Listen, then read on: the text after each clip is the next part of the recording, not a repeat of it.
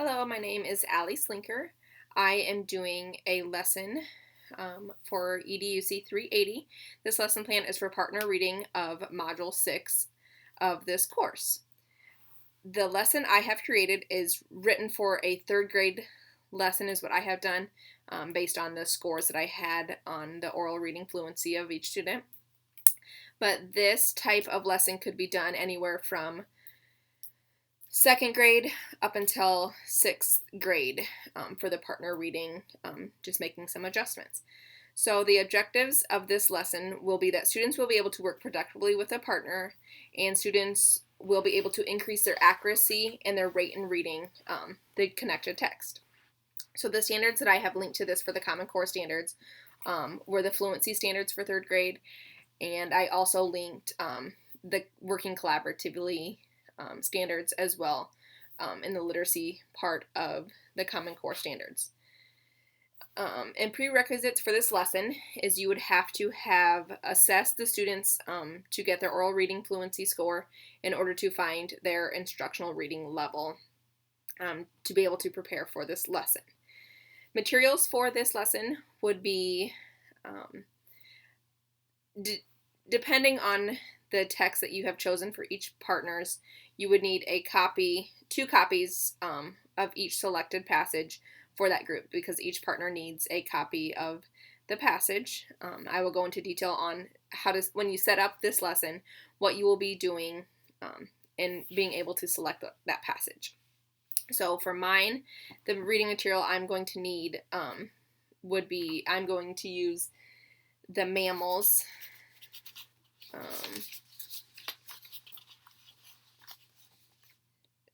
It is marine mammals. Where did I put that? The marine mammals passage. Right. I'm going to be using the marine mammals passage for my lesson setup of the example. The recommended group size is you would do this lesson in a whole group setting, most likely with the entire class, but then it is done in partners as a partner reading project. So I will go ahead and go about how to set up for this lesson and how to prepare. I also have written rules for partners. In my room, I think I would have this around in a bulletin board or on a little anchor chart that is always up in the room that we use at different partner reading times or different partner activities or anything that we are doing. So to set up the partner reading lesson, you would first have to assess the students to get their oral reading fluency score, and then you would just determine the instructional reading level for each student. You would use that assessment data to then rank the students according to their instructional reading level.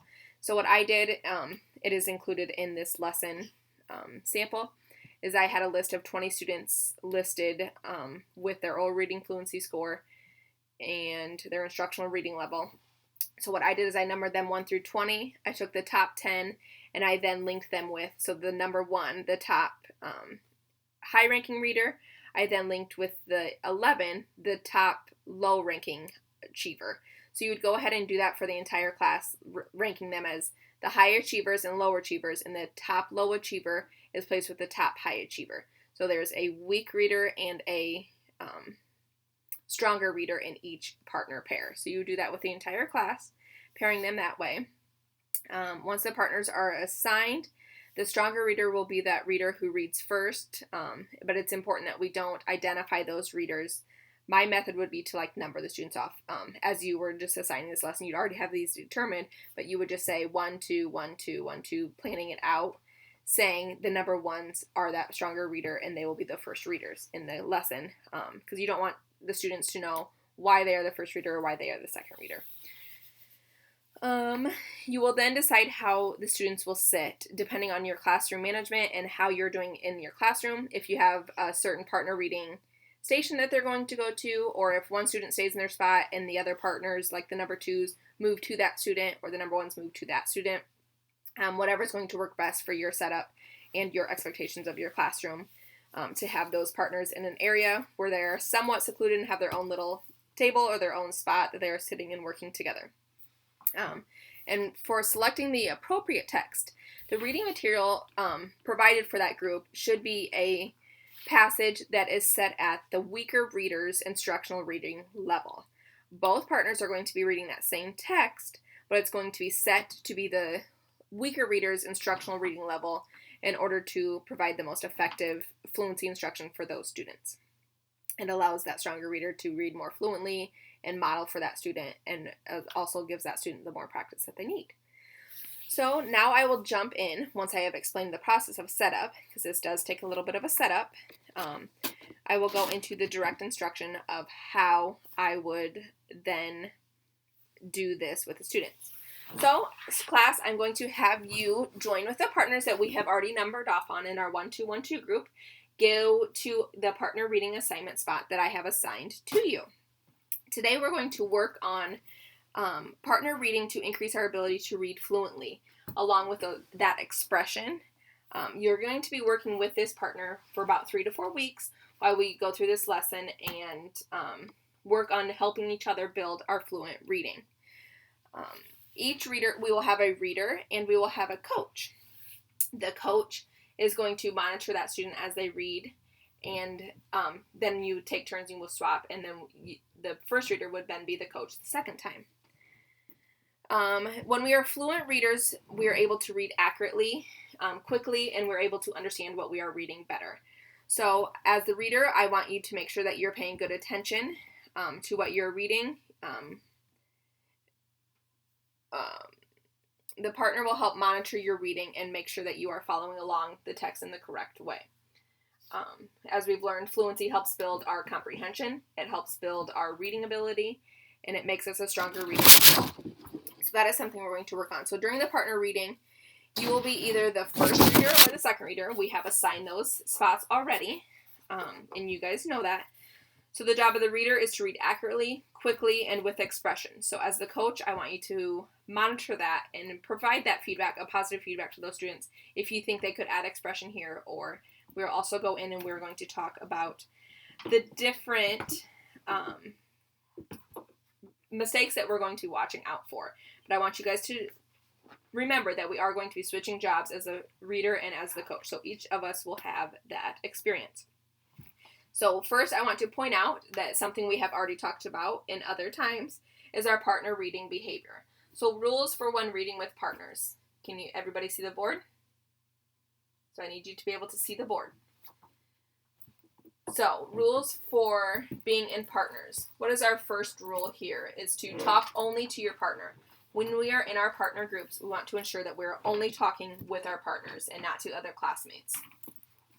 And what is the second rule here? Talk only about what you're reading.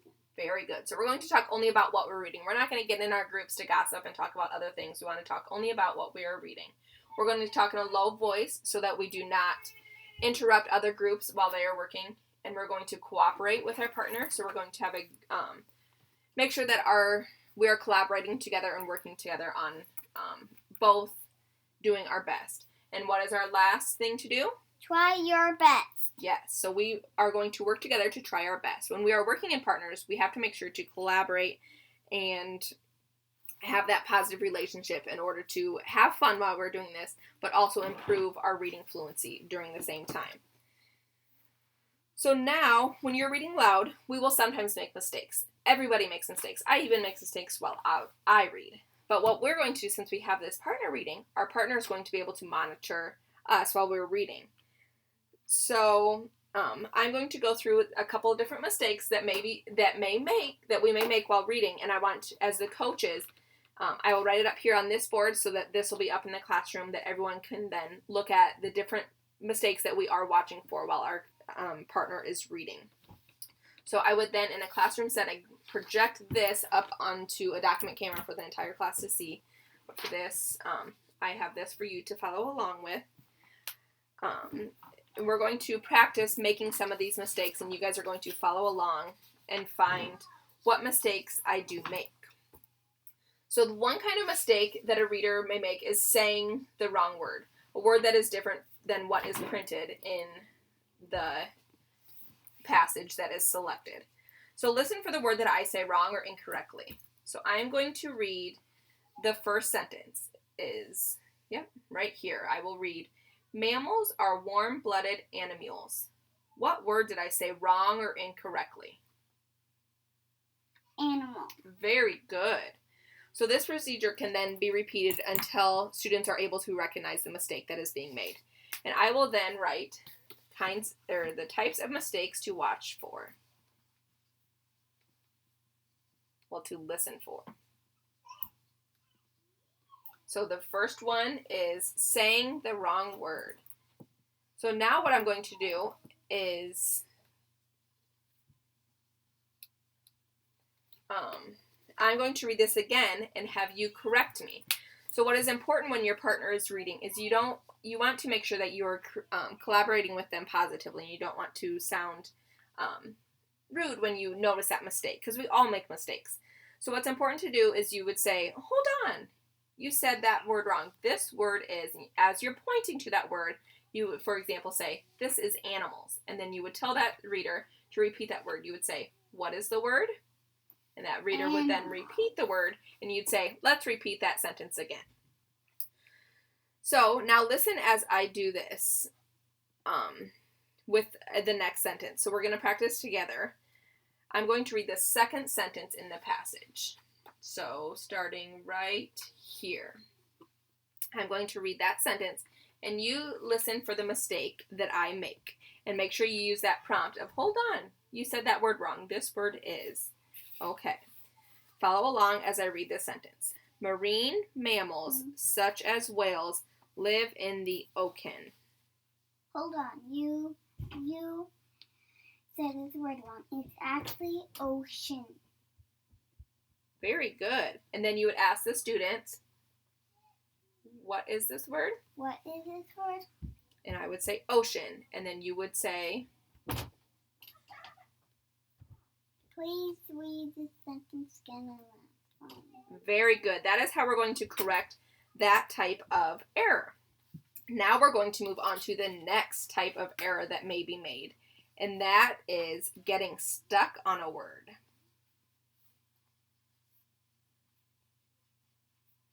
So we're going to do like we did previously. I will present an example, and you guys will, I will ask you what mistake I made. So a reader may get stuck on a word. We're going to follow along as I read aloud the second sentence. We're going to count quietly to yourself to determine if it takes me more than 4 seconds to correct that word. Marine mammals,